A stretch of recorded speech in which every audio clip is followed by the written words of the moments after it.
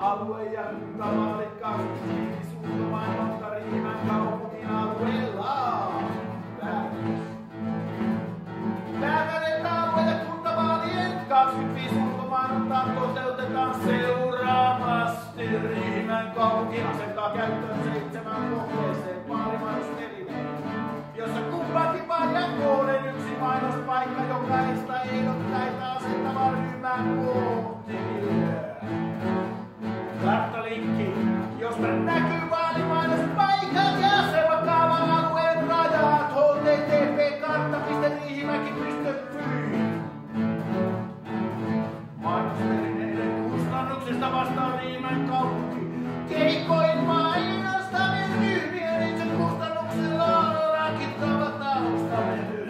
Asemakaava-alueen vaalimainonta on sallittu ainoastaan kaupungin asettamissa keikoissa sekä mainostoimiston hallinnoimassa mainospaikoissa virheellisesti sijoitettu.